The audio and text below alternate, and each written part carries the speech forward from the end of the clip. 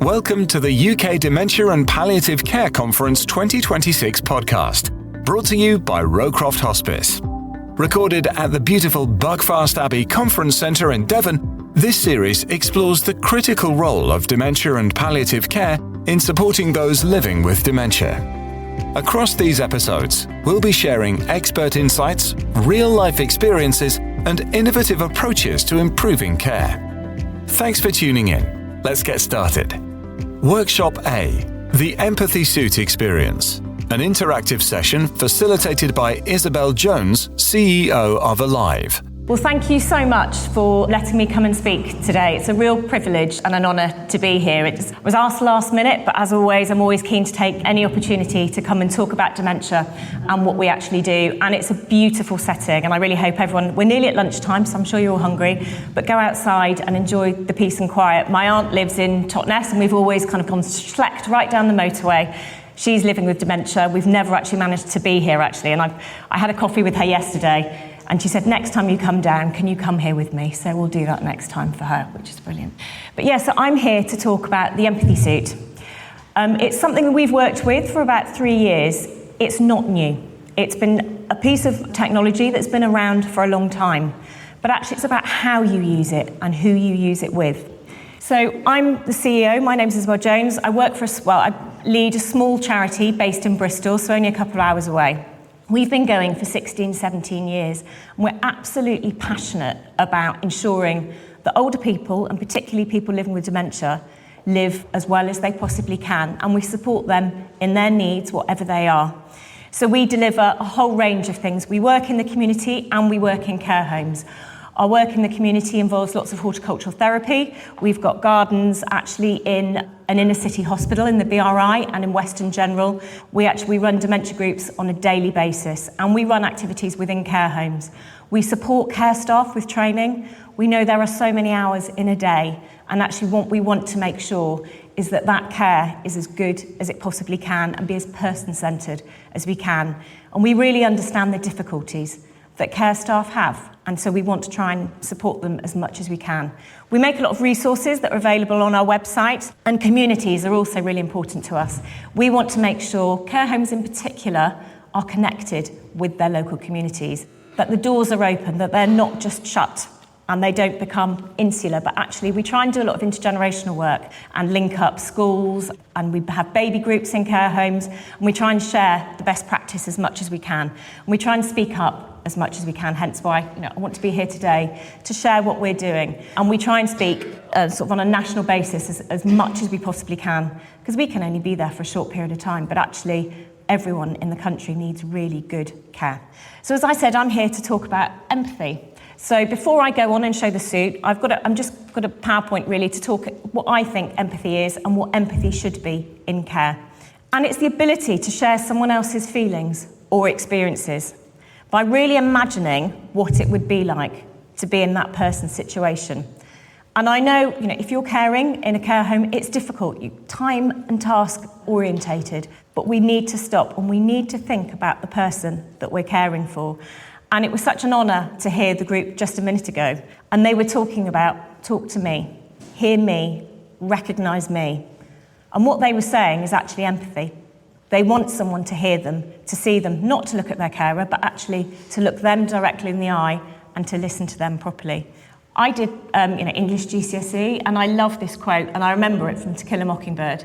And you never really understand a person until you consider things from his point of view, until you climb into his skin and walk around it. And that's what we're trying to do with the Empathy Suit, is to really get people to try and understand. You won't fully understand.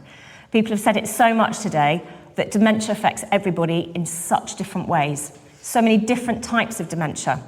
As I said, my aunt's got dementia. She's just been diagnosed with Lewy bodies, but her mum had Lewy bodies dementia. But my mum won't believe that her sister has dementia because her mum's dementia and her sister's dementia are completely different. So it's not fascinating, but it's interesting to watch that reaction and to see firsthand how that can really differentiate with people. So the importance of empathy in care, it should be fundamental. But we know in care it can be so hard. People who are caring 24 hours a day, the frustration, the difficulty, To try and maintain that level of empathy and listening and patience is so difficult. And we know it's the same in care homes. But we want to really try and support people to do that because it requires so much understanding, patience and compassion. So it's essential. Why is empathy essential? Well, it helps us to understand the reality of that person living with dementia because their reality is often different to ours. My granny used to hallucinate. She used to have little people who'd come and visit her. My mum would tell her they weren't real. I was 17 at the time. I didn't really understand what dementia was really or anything. I just used to move up to the end of the sofa and just ignore it and it was fine. And she wouldn't get agitated. So it's those it's understanding where people are. And also it improves communication. If we're really empathetic, we talked about body language earlier. If you're getting down, you're looking at someone right in the eye, actually that will help. They can see that you're looking at them and not talking over them, you're not talking to someone else. But your body language and your communication is so important. And we've seen it reduces distress and anxiety. If someone knows they're being seen and being heard, it can help. And dignity and respect in dementia are two of the most important things. And of course, trust and relationships. When you're caring for someone, knowing that you trust them, knowing that you've got that relationship, by showing that empathy, that trust and that relationship deepens. And of course, it enhances the quality of life of the person living with dementia, which is ultimately what we want. I've spoken a little bit about my grannies, but actually, for me, this is my great aunt. So, as we said, most people involved in dementia care, there is that personal connection. So to me, she was Auntie Bobby, but to a lot of people, she was Dr. Joan Franklin Adams MBE. She was very important. She trained in the late 30s as a doctor. There were very few female doctors at the time, and you could actually only train in one university in the UK if you wanted to be a female doctor. She had quite a privileged background, but she wanted to go and serve and she wanted to go and help. She had this overwhelming desire to go and change people's lives. So she went and she worked for Save the Children. She travelled the world setting up paediatric camps in war-torn areas. So she worked in Korea when the war was on, she worked in Afghanistan, she worked in Greece, she travelled the world. And to get to the places that she was going to, very often, it would take her hours with a couple of bags, horse and cart, and she'd just go. And of course, when you're 7, when you're 10, having the stories that she had was just incredible. She could tell you so many stories about what she did, the lives that she changed. She was also incredibly fit. She used to run, even in her late 70s before she was diagnosed. She'd run 5K and a 10K. She was amazing. She used to climb trees with me. Not many people can do that with their 80-year-old aunt. But then she developed dementia. And unfortunately, because she wasn't married, she didn't have a carer at home. We had to make that decision as a family. She needed support in care, so she went in quite early. And in that care home, she wanted to get out. She wanted to escape. For her, walking, being active was the most important thing. And the care home that she was with really struggled with her. She tried to escape. She was just under 6 foot, tiny. We used to call her the stick insect. But she used to try and escape through hedges. So we talked to the care home, and they were labelling her as a thief, because she'd lived a privileged life. She hated seeing inequity. So she would steal things from people's rooms and take them to someone else's. She was a wanderer. She was challenging. But actually, what she was someone who changed people's lives. She travelled the world, and she wanted to still see and have that purpose. And to be honest, at the time, we hadn't told them really who she was and what her story was and what her background was. And then by chatting and talking to them, we actually worked out that when she was going through the sitting room and trying to escape out of the sitting room door, she was going to Greece. And when she was going through the kitchen, she was going back to North Korea. And we chatted, and the care home staff said, actually, I think we can help her. Let's try and think about this. So they gathered 2 bags together, one for Greece and one for North Korea. And they encouraged her to do that instead of stopping. So she then had a purpose. They were empathetic. She had her identity back. And believe it or not, they didn't have any issues after that. Because they thought about the way they were caring, they found out who she was. They didn't see the condition. They saw her as an individual. And so they began to know what would make her agitated. So they were able to then be compassionate and think about it. So these are just kind of examples of how empathy in care can look like. So, instead of saying wanting to go home, some people might say, well, you are home, so stop saying that. And actually, it sounds like you miss home. Tell me about it. So it's diverting, it's actually acknowledging and validating what that person is saying. Asking for a deceased relative. Well, you're thinking about them. Tell me about them. Talk to me about them.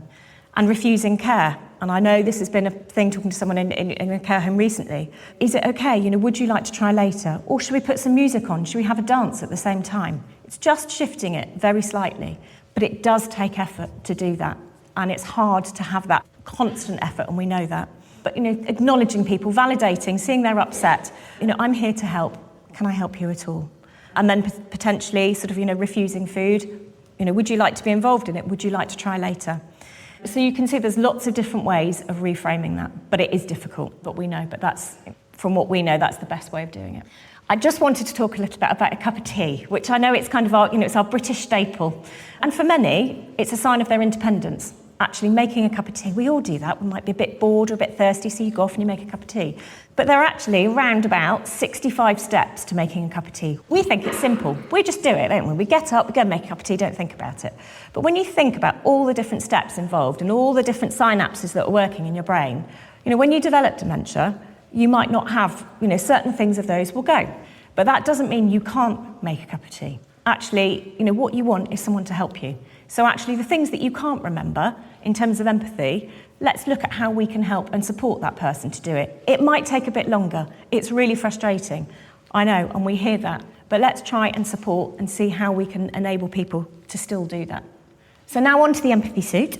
So I've got all the bits here on the table, and we'll have a couple of people to try it on in a minute. And basically it's a 13 sort of piece suit. And it's been, as I said, it's been around for a while in Germany. And it's weighted because it challenges your gross motor and your fine motor function. And it affects your vision, your hearing, your understanding, and your communication. And as I said before, it's enabling people to experience what it might be like with dementia and age-related physical challenges. It is by no means, this is what everyone feels like. It probably isn't what anyone with dementia feels like, but we need to try and encourage people to just kind of try and walk in people's shoes. And we've seen some huge changes with people who are carers through using it. So the aims, we run workshops doing this. This is a very quick one today. So our aims are that, people who are wearing it experience the challenge and that they will hopefully develop empathy. That it supports reflections on the ageing body. And, I had a trapped nerve last week and the pain was excruciating. I've still got a numb thumb and I can't actually undo things.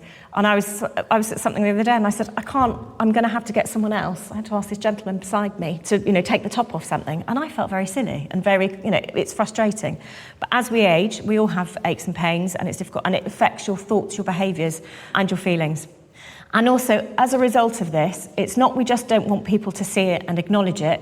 We need a change. We need a change in people's behaviours, in their understanding and considering positive approaches and renewing patience. So we've worked with the Bristol Dementia Wellbeing Service. They couldn't be here with us today, but they're an organisation, they're funded within Bristol to deliver all the major dementia service within Bristol. So they do all the diagnosis. Diagnosis happens in Bristol in GP surgeries. They have a dementia navigator from the minute of diagnosis to the end of their life. No one is taken off their books. It's absolutely incredible and they do a brilliant job. So we work with them as a small charity, delivering things that they can't necessarily do. And we were looking at different forms of training. So classroom limitations are very often attendance, engagement, people get a bit bored, it's not suited for everyone, relevance, language barriers. So we were looking at different ways and actually not all, if it's not inclusive, sometimes learning is difficult for everybody. So simulation we felt was really important and there's lots of research to show that interactive, face-to-face and reflective learning is much more effective than reading a book and sitting in a classroom. And it enhances traditional teaching methods and it really helps people to reflect on what they're doing. So the workshop pilot we originally did, we wanted to see if actually, in self-reported competence levels, what was it going to do to people wearing this? How is it going to affect them? Was it going to evaluate their perceptions? Did the workshop actually work? And to also explore the experiences of the people. So we had 65 people involved, 3 care homes and 2 facilitators. And we found that actually it increased self-confidence, it really improved understanding, it improved practice, and actually those levels maintained within care staff after 4 weeks. So we were really pleased with those, and it was right at the beginning. So our workshop content, normally the person, the carer, will be wearing it for 20 minutes. Obviously today it's going to be about 5. And we like to train people in the place that they're working. Why? Because geography plays a huge difference. They don't realise that actually a corridor that's quite thin, once your peripheral vision is gone, you can't hear properly, and you've got a neck restrictor on, you can't see the person behind you. So if the lighting's all wrong, of course, it's going to be really hard. So it enables people to actually understand what their own geography is like. Do they need to change the way that they do lunchtime? Are they trying to get everyone in too rushed? We get people to undertake easy tasks which challenge them, which we're going to do today. Things that they can do normally. Do up and do buttons. We actually get people to put on coats, which is quite funny. Over the vest, it can be quite difficult. We've got background noise, visual disturbance, because very often you get visual disturbances with dementia. Limited communication, which is really important. Normally, there are two of us doing this as well, and actually it really puts off people because you talk over their head. You're talking about the party that you went to last night, and they don't know where that's coming from. We often leave people and then go and talk to someone else. And actually, it's quite moving to see some of the reactions with people that have worn it. And we really encourage, it sounds an awful thing to say, but we want to make people feel vulnerable. Because dementia does make you feel vulnerable. Because you can't do the things you're used to. You're probably living in a new environment. You don't know where things are. And it's really important when new people come into a care home that they understand that. So the goals, we want to experience, acknowledge, that we need to give people more time and more support. But we also know it's so hard if you're a carer at home, but also when you're time and task orientated, and that's what you have to do. To consolidate, understanding each resident's needs, and again, understanding each person is an individual and their dementia is affecting them in different ways.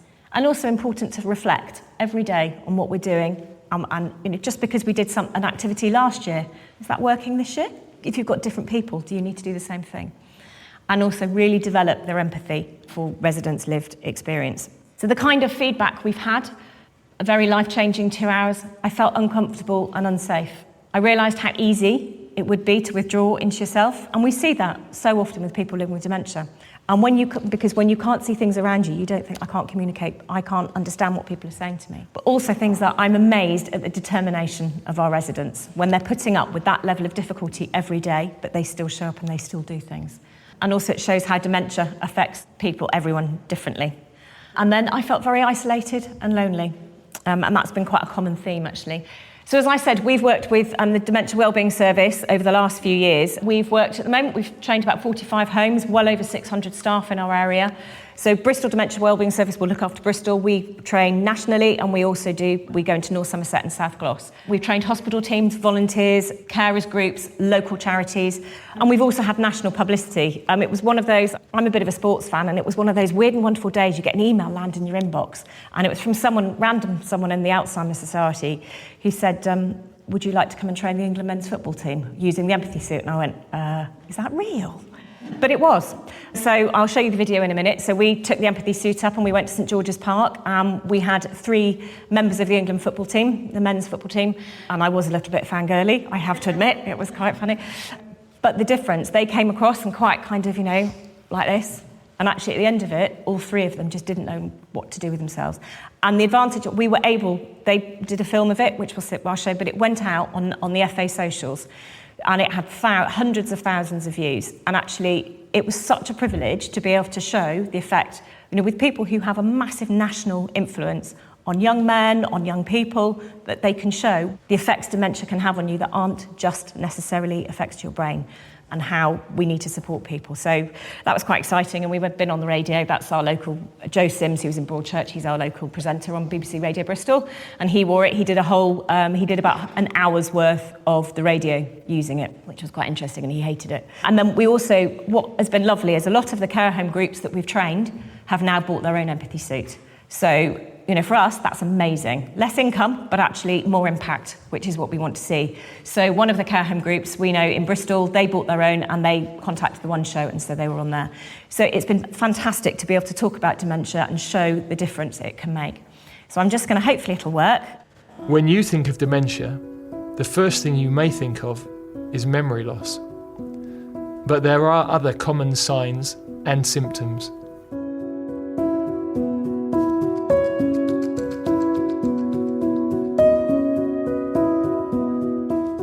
The empathy suit that we're going to ask you to put on, and this will give you a real kind of first-hand experience of what the physical symptoms of dementia might actually feel like, so people can see and be aware of the symptoms of dementia and also the lived experiences of people living with dementia.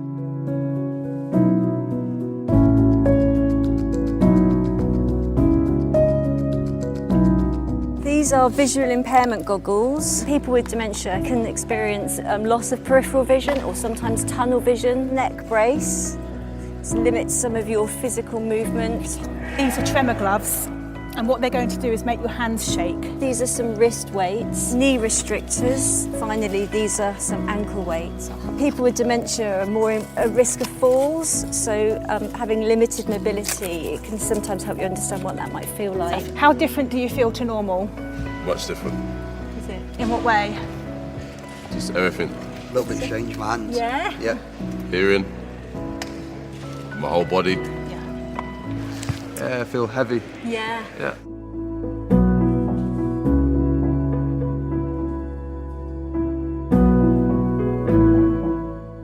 Would you be able to put your shoes on for me and tie the laces up? Do you want to stand up? If you can pour some water. Did it make it harder having your hands trembling? Yeah. The trembling on the hands and the weights on the wrist. And do you want to take a drink? Let's see how it feels. How does that feel compared to everyday drinking? It was an effort to do it, yeah. Here's a football. Do you want to see if you can dribble that around?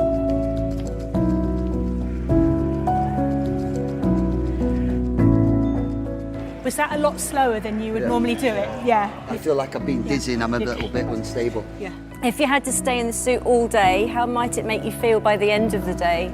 Disorientated, I think is the best word. Yeah. Not really knowing where things are, off balance, Yeah. can't hear anything. Anxious, Yeah. definitely. Probably very irritated. I feel like you'd be very closed off. Yeah. If you was like this, you wouldn't really want to speak to nobody. Yeah. We've got one more task for you to try, which is to do up the buttons on this shirt.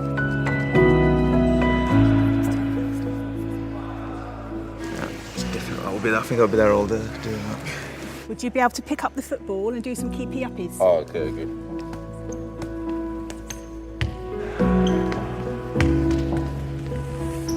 The legs area heavy, the arms and the shakiness. It's a good insight to what people could be feeling.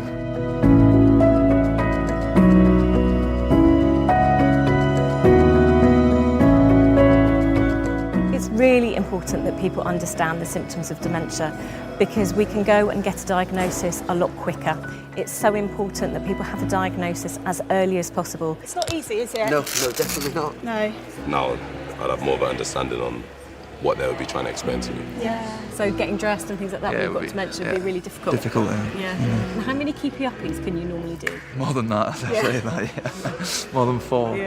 So you felt that what you could do normally was lessened? Yeah, definitely. Yeah.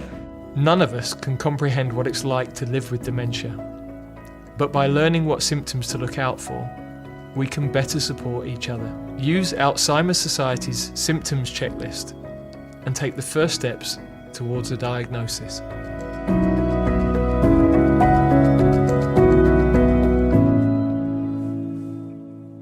So yeah, it sort of shows, and it was quite funny afterwards because it was released at 4 o'clock one afternoon on the FA socials, and I went into Lidl at 6 o'clock, and there was a 19-year-old boy who looked at me and went, "Were you just on that video?"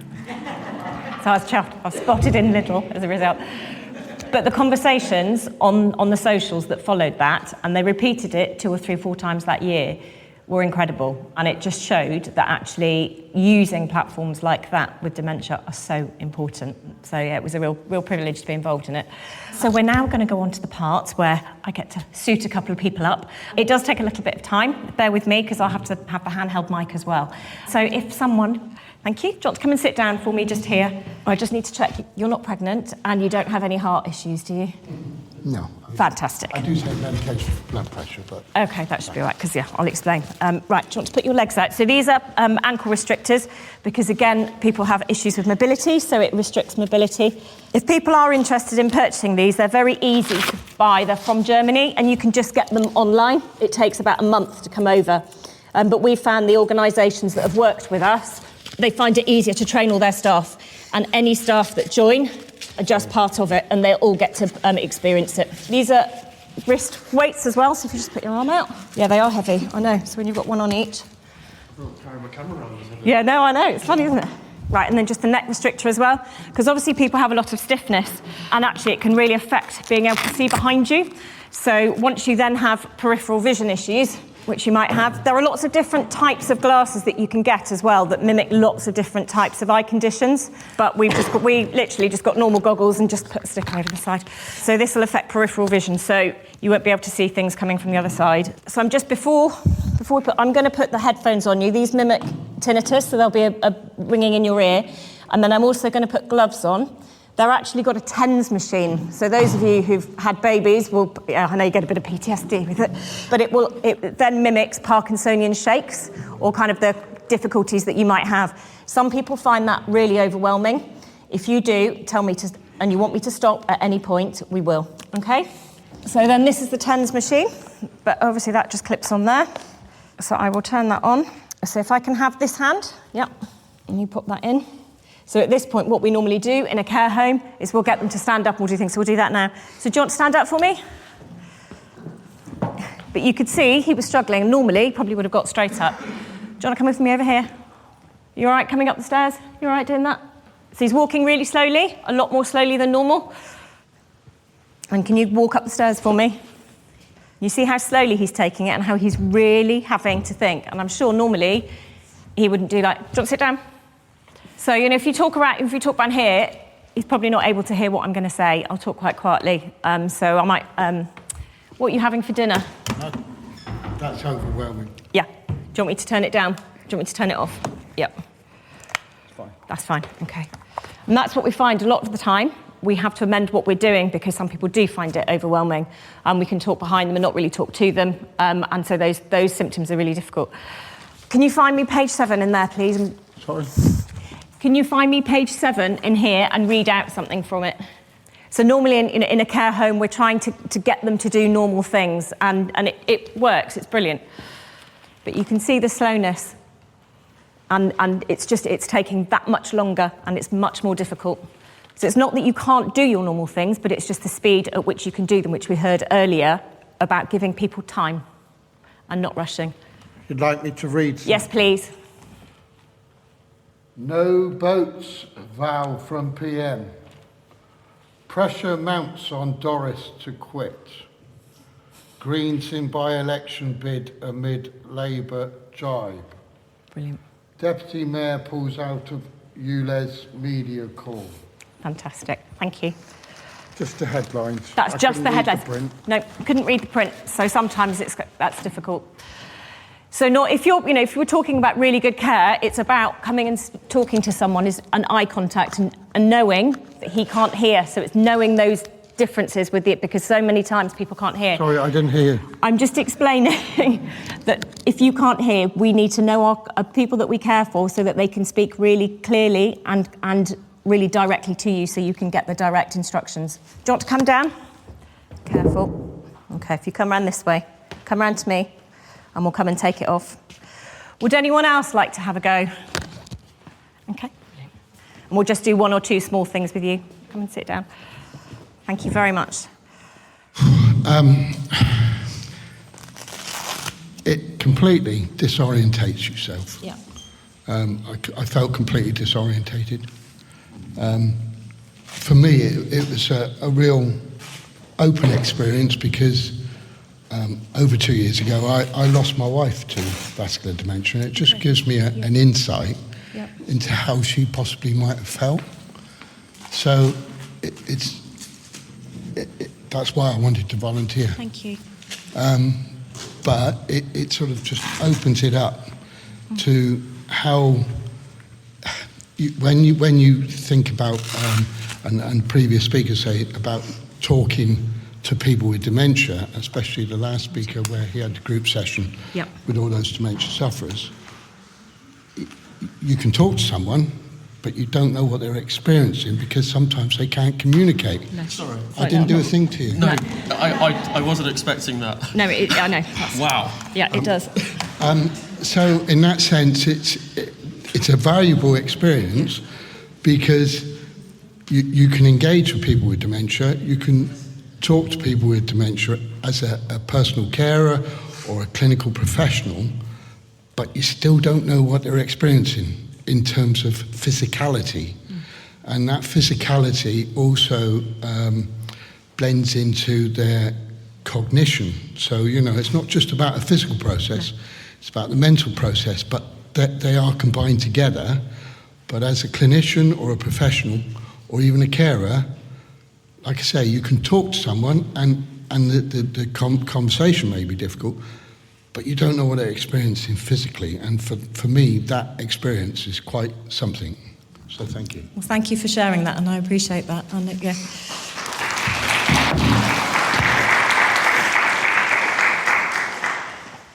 Right, I think we've got a couple of minutes, so yeah, we'll do it very quickly and see what we can do. What's your name? Sorry. Merrin. Right, so what I'll get you to do now, which is very much in it at the moment, as you can see, I'll get her to try and pour some water and see how that goes, because very often that's something that really illustrates as well the way that people shake and find it hard. Merrin, can you pour some water for me, please? You want to take that glass?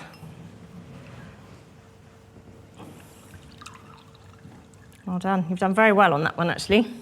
Quite often people's hands are shaking and they're finding it really hard, but you can see her posture is really down. She's very hunched. She's looking quite kind of isolated and finding it quite hard. But I will also, could you do this? This is the shirt that the footballers did as well, so everyone likes this one. Could you do that one up for me, please? And one of the footballers, he was 19, he gave up because he got so frustrated. He tried to do one button and he went, I'll be here all day, I'm not doing it. And he almost had a mini tantrum because he didn't like not being able to do something. So just, most people can do that. You can do a button up, you do a shirt up without thinking. But he couldn't believe the difference it had made, and he got so cross and he gave up. As you can see, Merrin's really struggling. You can see how dementia can affect that, your eyes, your ability, the motor function. It's just really simple. Okay? It's a bit much. Yeah, okay. Do you want to have another go, or do you want to stop? What am I meant to be doing? Doing it up. So you've done one, see if you can do another one. Okay. It's very hard. It is really hard, isn't it? And I don't know if it's, if it's quiet, you can actually hear the buzzing from there as well. So people who do have tinnitus, it's really hard. So thank you, Merrin, I really appreciate that. So how did that make you feel? Isolated, vulnerable, like trying to do anything was frustrating. It made me want to, I didn't want to even try. It was just too much effort. It kind of really highlighted for me what it might feel like when we ask people living with dementia to try and engage them in activities. And particularly when the focus is kind of on the end result of producing something that actually just makes them feel really inadequate and it's a really, really awful feeling. Okay. And, not being able to, I couldn't hear what you were saying, a real eye-opener. Yeah. Well, thank you. But huge thank you. And, as I said before, the aim of the Empathy Suit is to change practice and to change our understanding. And I really hope that you've gone away and just really got a little bit more understanding about how important empathy is. But thank you for your time, and I really appreciate it. Thank you very much. That's it for this episode of the UK Dementia and Palliative Care Conference 2026 podcast. A huge thank you to our headline sponsor, Audley, event sponsor, Wallens, and to Dementia UK for their invaluable support. This series is recorded and produced by iNarrator and proudly hosted by Rowcroft Hospice. Links to resources mentioned are available in the show notes. If you found this discussion valuable, please share it and stay tuned for more thought-provoking conversations. Until next time, take care.